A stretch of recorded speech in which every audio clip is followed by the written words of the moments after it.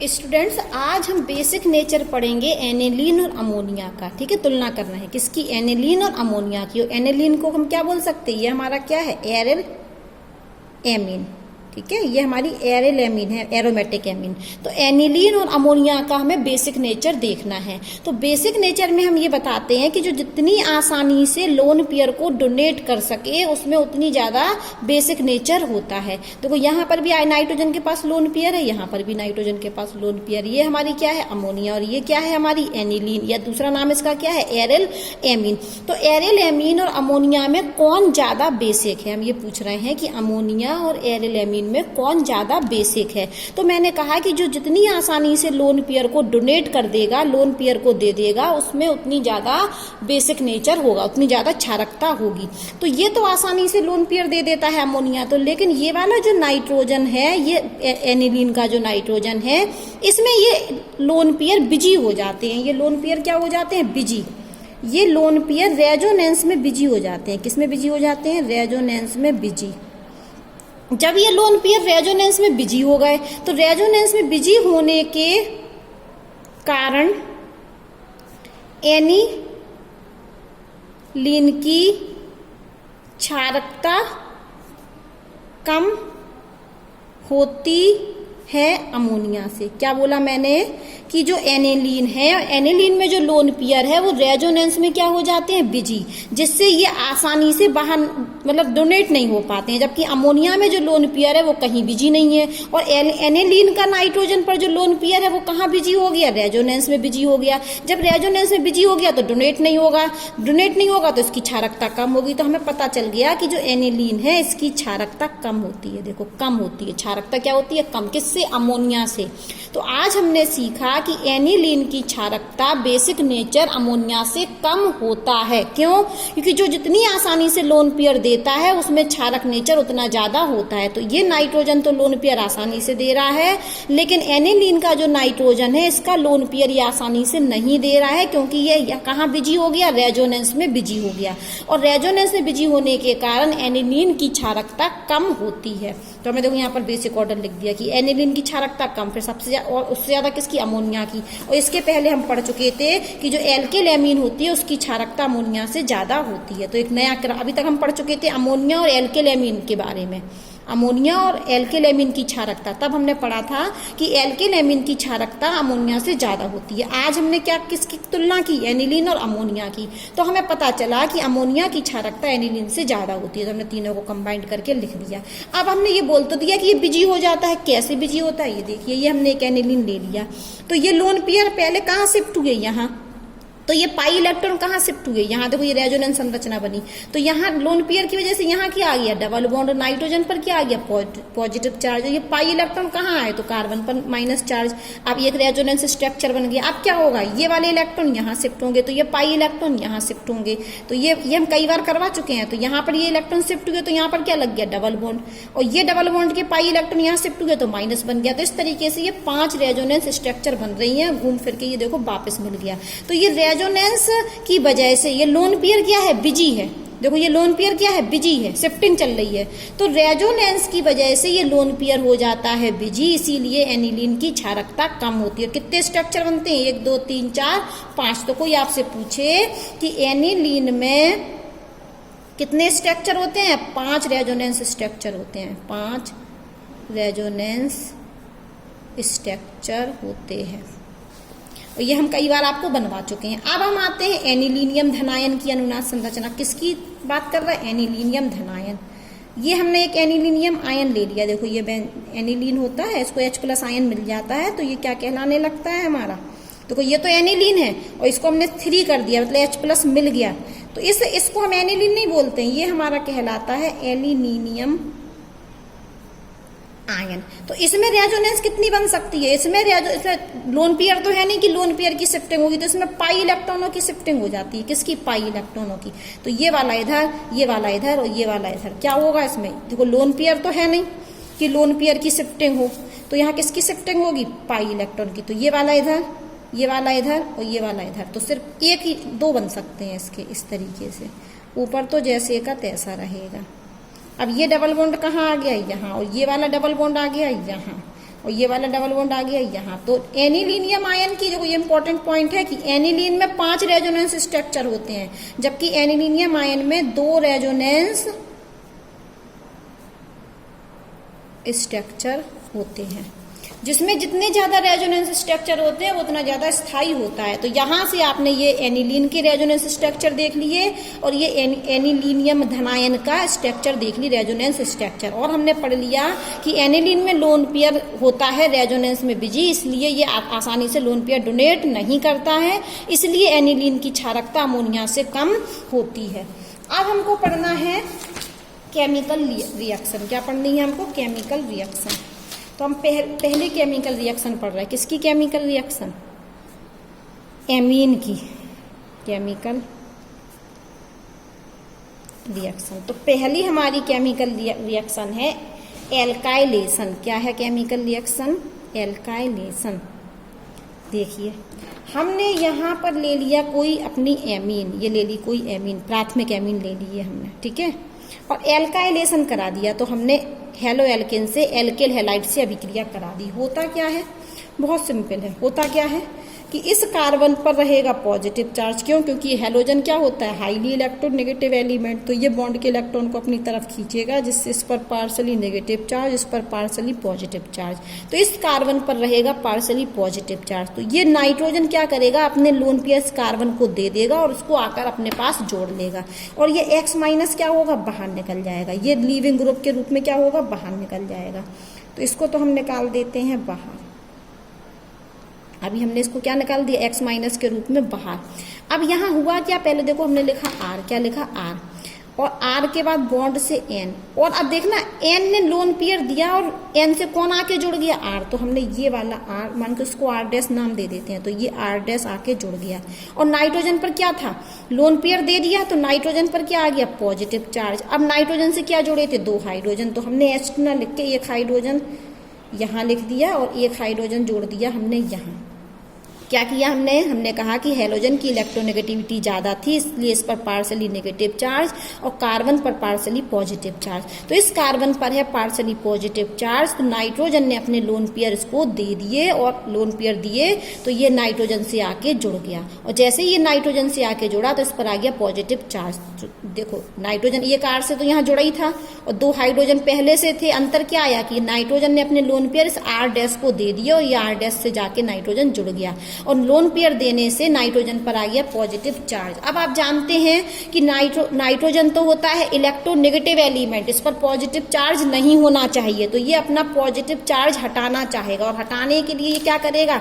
इस हाइड्रोजन से, किसी भी एक हाइड्रोजन से क्या करेगा? लोन पेयर खींच लेगा, लोन पेयर खींच लेगा। अभी दोनों बंध के दोनों इलेक्ट्रॉनों को खींच लेगा, तो यहां से ये किस रूप में निकलेगा? ये निकलेगा H प्लस के रूप में। ये किस रूप में निकलेगा? H प्लस के रूप में। बात समझना, ये निकला हमारा H प्लस के रूप में बाहर, यहां से ये निकला H प्लस के रूप में, और पहले से इसमें क्या है? X minus. तो ये दोनों क्या होंगे? मिलकर क्या बना लेंगे? हमारा HX बना लेंगे, और HX क्या होता है? हमारा बाहर निकल जाता है। तो अब ये हमने निकाल दिया, ये हाइड्रोजन हट गया, तो क्या बचा यहाँ पर? देखिए R और नाइट्रोजन, और ऊपर इससे क्या जोड़ा है? R डैश, और यहाँ पर क्या जुड़ी है? 1 हाइड्रोजन। सिर्फ क्या जोड़ा है? 1 हाइड्रोजन। तो हमने 1 हाइड्रोजन अभी साथ में ही लिख दे रहे हैं, और ठीक है, तो ये बन गया। और यहाँ ना लिखना हो HX तो हम यहाँ भी HX लिख सकते हैं कि ये वाला हाइड्रोजन और ये X मिलके HX बना लिया। अब क्या होगा? एल्किल हैलाइड का एक और अणु आएगा। किसका? एल्किल हैलाइड का। तो फिर से वही बात चलेगी क्या कि इस पर है माइनस चार्ज, इस पर है पॉजिटिव चार्ज, और जैसे ही अब इसको देखो ये वापस मिल गए ना लोन पेयर, तो इस पर क्या आ गया? वापस लोन पेयर आ गया। तो अब क्या करेगा ये नाइट्रोजन? अब ये फिर कार्बन पर पॉजिटिव चार्ज है, तो ये लोन पेयर फिर इसको दे देगा, और ये फिर से बाहर निकल जाएगा। क्या निकल जाएगा? X माइनस फिर बाहर निकलेगा। तो अब N से कौन जुड़ जाएगा? R double dash. तो हम फिर से लिख देते हैं, ये देखो N है हमारा, और N से पहले से ही एक R जुड़ा है और ऊपर R डैश जुड़ा है, और एक कौन जुड़ा है? हाइड्रोजन। और एक नीचे से लोन पेयर इसने दिए, तो एक और कौन आके जुड़ गया? R डबल डैश आके जुड़ गया। और यहाँ से X माइनस ये निकल गया, अभी X माइनस निकल गया। अब ये नाइट्रोजन पर जैसे इसने लोन पेयर दिए तो फिर से पॉजिटिव चार्ज आ गया, तो ये क्या करेगा, ये वाला बॉन्ड फिर से तोड़ेगा। कहाँ से, इस हाइड्रोजन से बॉन्ड फिर से तोड़ेगा और क्या निकलेगा यहाँ से H प्लस, यहाँ से क्या निकलेगा H प्लस, यहाँ से X माइनस निकला और यहाँ से H प्लस निकला और ये दोनों क्या हुए, मिलके क्या बना लिया इनने HX। अब ये हाइड्रोजन से बंध तोड़ लिया, H प्लस के रूप में निकल गया बाहर, तो क्या बचा, ये नाइट्रोजन से एक R ये जुड़ा है, ऊपर एक R डैश जुड़ा है और नीचे क्या जुड़ा है R डबल डैश। इसको अपने लोन पेयर क्या हुए, वापस मिल गए हैं। तो ये बनता है, ये एल्काइलेशन हो गया। ये एमीन थी और एमीन की अभिक्रिया हमने एल्केल हैलाइड से कराई, तो ये देखो एमीन के सारे हाइड्रोजन हट गए और एमीन नाइट्रोजन से दोनों हाइड्रोजन हट गए और क्या जुड़ गया, R डैश और R डबल डैश जुड़ गया। देखो ये R तो पहले से था और ये दो हाइड्रोजन हट गए और उसकी जगह क्या आ गया, R डैश और R डबल डैश। तो इसको हम कहते हैं एल्काइलेशन। ये क्या कहलाता है हमारा, एल्काइलेशन। अब हम पढ़ने वाले हैं एसिटाइलेशन। क्या पढ़ने वाले हैं, एसिटाइलेशन। दूसरी अभिक्रिया है हमारी जिसको हम बोलते हैं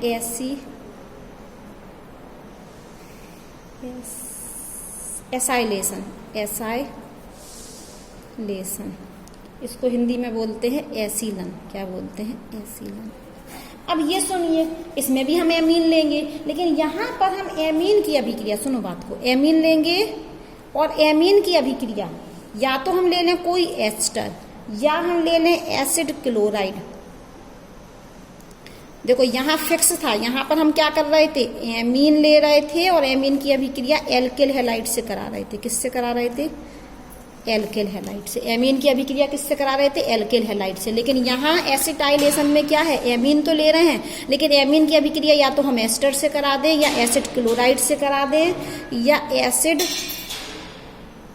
एनहाइड्राइड से करा दे। किससे, एनहाइड्राइड से। ये 3 से कराना है, 3 और साथ में नहीं लेने हैं। या तो हम एमीन की अभिक्रिया एस्टर से करा दें या एसिड क्लोराइड से करा दें या एसिड एनहाइड्राइड से करा दें। तो सबसे पहले हम एक एमीन लेते हैं। क्या लेते हैं, एमीन ले लेते हैं हम एक एमीन। ये एमीन ले ली हमने C2, प्राथमिक एमीन ही ले रहे हैं हम।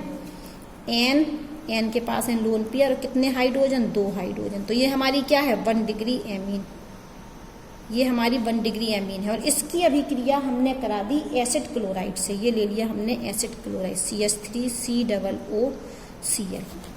ठीक है, तो होगा क्या, सबसे पहले तो यहाँ पर होगा इस पर माइनस चार्ज, इस पर होगा पॉजिटिव चार्ज। तो इस कार्बन पर है पॉजिटिव चार्ज, तो ये लोन पेयर अपने इसको दे देगा और दे देगा तो मतलब ये ग्रुप आके जुड़ जाएगा और ये ग्रुप तो क्या होगा, ये Cl तो क्या निकल जाएगा बाहर। चलो हम जोड़ देते हैं। तो सबसे पहले तो हम क्या लिखें यहाँ पर, जोड़ने में सबसे पहले तो लिखा हमने C2H5। ये देखिए C2H5 लिख दिया और C2H5 किससे जोड़ा, नाइट्रोजन से।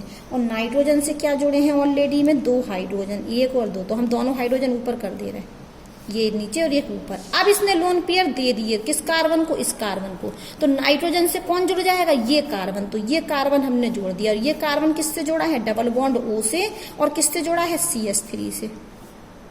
ठीक है, देखो ये तो हमने जैसे का तैसा लिख दिया, C2H5N और N से 2 हाइड्रोजन थे तो हमने एक ऊपर एक नीचे कर दिया। अब हमने कहा कि नाइट्रोजन ने लोन पेयर दिए इस कार्बन को, तो नाइट्रोजन जब इस कार्बन को लोन पेयर देगा तो ये कार्बन इससे आके जुड़ जाएगा। जोड़ दिया और ये कार्बन खुद किससे जुड़ा था, डबल बॉन्ड O से और CH3 से, क्योंकि ये तो Cl माइनस तो बाहर निकल गया ना बेटा, ये Cl माइनस तो बाहर निकल गया। और जैसे ये जुड़ा तो इस पर क्या आ गया, पॉजिटिव चार्ज। क्या आ गया इस पर, पॉजिटिव चार्ज। अब सुनो, अब पॉजिटिव चार्ज आ गया। अब पॉजिटिव चार्ज आ गया तो नाइट्रोजन क्या चाहेगा, अपना पॉजिटिव चार्ज हटाना। तो क्या करेगा, कहीं ना कहीं से बॉन्ड तोड़ेगा। तो ये वाला बॉन्ड नहीं तोड़ता, ये तो बंद ऊर्जा बहुत चाहिए पड़ती नाइट्रोजन को कार्बन से तोड़ने के लिए। तो नाइट्रोजन हाइड्रोजन से बंद तोड़ेगा। तो मान लो इससे बंद तोड़ेगा तो ये बंद के दोनों इलेक्ट्रॉनों को ले लेगा। तो यहाँ से क्या निकलेगा, H+, और ये H+ था और ये क्या था, Cl-। तो यहाँ से क्या बाहर निकल जाएगा, HCl। तो हम क्या करें, ये H हटा दें, ये हाइड्रोजन हट गया, ये H+ के रूप में Cl के संग मिलकर HX बना लिया इसने, HCl बना लिया।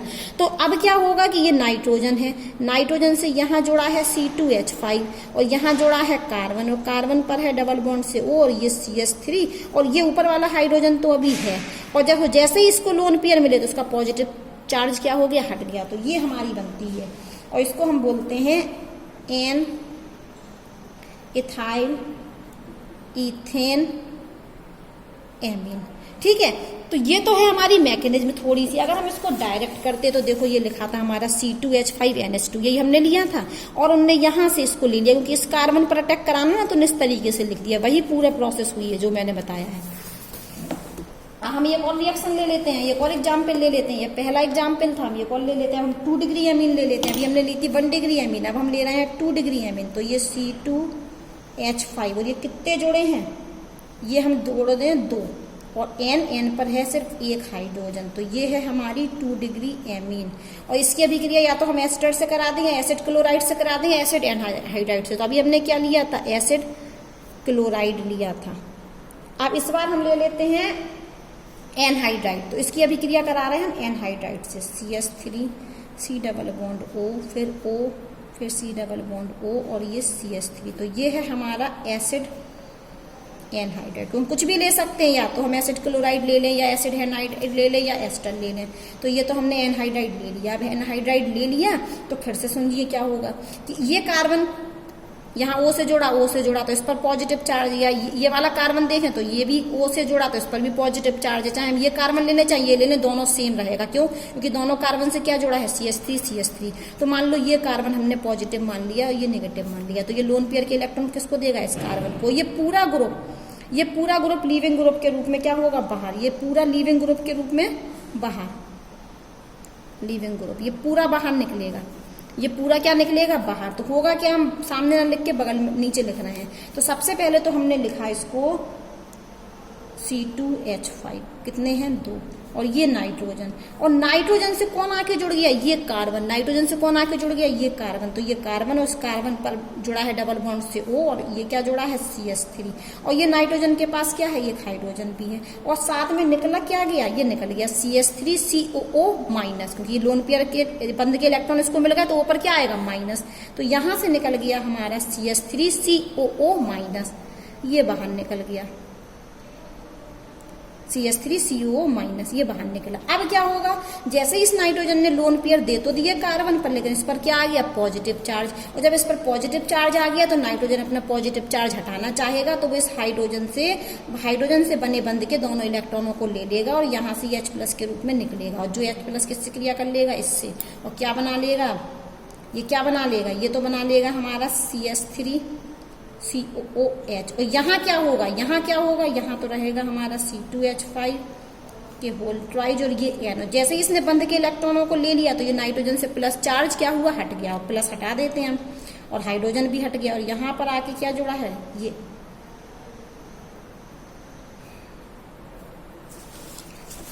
ये क्या जुड़ा है, C से डबल बॉन्ड O और CH3।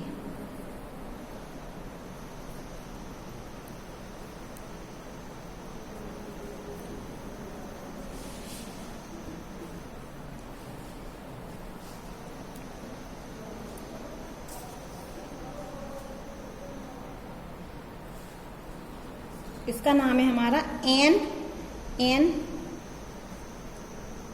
डाईएथिल। ये क्या है हमारा, N डाईएथिल एथेनमाइड। ठीक है, ये है हमारा N डाईइथाइल एथेनएमाइड। ठीक है, ये बन गया हमारा। अब हम पढ़ने वाले हैं कार्बेल एमीन टेस्ट। क्या पढ़ने वाले हैं, कार्बेल एमीन टेस्ट। तो कार्बेल एमीन टेस्ट में भी हम क्या लेते हैं, प्राथमिक एमीन लेते हैं। 2 डिग्री और 3 डिग्री एमीन नहीं देता है। तो ये पहचान है हमारा, प्राथमिक एमीन पहचानने का तरीका है कि हम कार्बेल एमीन टेस्ट लगा दें। तो कार्बेल एमीन टेस्ट में दुर्गंध बनता है, आइसोसाइनाइड बनता है, दुर्गंध आती है। अगर दुर्गंध आ गई तो हम कहेंगे दिया गया एमीन 1 डिग्री है। तो ये सिर्फ कौन देता है, ये सिर्फ 1 डिग्री एमीन देता है। ये टेस्ट सिर्फ 1 डिग्री एमीन देता है। ये टेस्ट, ये वाला ये टेस्ट का अर्थ है कार्बेल एमीन टेस्ट सिर्फ 1 डिग्री एमीन देता है, पहला पॉइंट। दूसरा, इसमें इस टेस्ट को हम आइसोसाइनाइड टेस्ट कहते हैं। क्या कहते हैं, आइसोसाइनाइड टेस्ट कहते हैं। और आइसोसाइनाइड में जो स्मेल आती है वो क्या आती है, दुर्गंध आती है। क्या आती है, दुर्गंध। ठीक है, अब लेते क्या है इसमें देखिए, हम सबसे पहले तो लेते हैं प्राथमिक एमीन। हमने बोल दिया प्राथमिक एमीन ही देगा, 2 डिग्री और 3 डिग्री तो देगा नहीं। तो प्राथमिक एमीन की अभिक्रिया हम क्लोरोफॉर्म से, किससे करा दें? क्लोरोफॉर्म से। क्लोरोफॉर्म और पोटेशियम हाइड्रोक्साइड से, वो भी इथाइल अल्कोहल के साथ। उपस्थिति किसकी लेते हैं? Methyl alcohol. KOH लेते तो है लेकिन इथाइल अल्कोहल में घुला हुआ। तो यहां पर हमारा बनता है आइसोसाइनाइड, ये R और ये NC, और हमारा निकलता है यहाँ से KCl 3 यूनिट, और निकलते हैं 3 यूनिट हमारे जल के, और ये हम लेते हैं KOH के 3 यूनिट। तो ये बन जाता है हमारा आइसोसाइनाइड। क्या बन गया? ये आइसोसाइनाइड। और ये आइसोसाइनाइड बनने की वजह से यहां पर क्या आती है हमारी? दुर्गंध युक्त पदार्थ है ये। आइसोसाइनाइड क्या है? दुर्गंध युक्त पदार्थ है, जिस वजह से क्या आती है? दुर्गंध। तो यहाँ पर साफ साफ लिखा है कार्बेल एमीन टेस्ट। ये सिर्फ कौन देता है? प्राथमिक एमीन। अब प्राथमिक एमीन एलिफेटिक भी हो सकती है और एरोमेटिक भी। तो एलिफेटिक प्राथमिक एमीन भी ये टेस्ट देती है और एरोमेटिक प्राथमिक एमीन भी ये टेस्ट देती है। तो एलिफेटिक एमीन ले लें हम प्राथमिक एमीन, या एरोमेटिक प्राथमिक एमीन लेना। इसकी अभिक्रिया किससे करा दें? क्लोरोफॉर्म से इथेनॉलिक पोटेशियम हाइड्रोक्साइड के साथ क्या कर दें? गर्म। तो तीर के ऊपर क्या लगा दें? गर्म। तो जब हम गर्म करते हैं तो एक दुर्गंध युक्त पदार्थ बनता है जिसका नाम है आइसोसाइनाइड। ठीक है, और इसके बनने से ही दुर्गंध आती है, जिससे हम पहचान जाएंगे कि दिया गया एमीन प्राथमिक एमीन है। मान लो यहाँ द्वितीयक एमीन होता तो कोई भी आइसोसाइनाइड नहीं बनता। ये अभिक्रिया द्वितीयक और तृतीयक एमीन नहीं देते हैं। तो कार्बेल एमीन अभिक्रिया से प्राथमिक एमीन देता है। अब हम पढ़ेंगे नाइट्रसम से अभिक्रिया और ये हिंसवर्ग अभिकर्मक नेक्स्ट वीडियो में।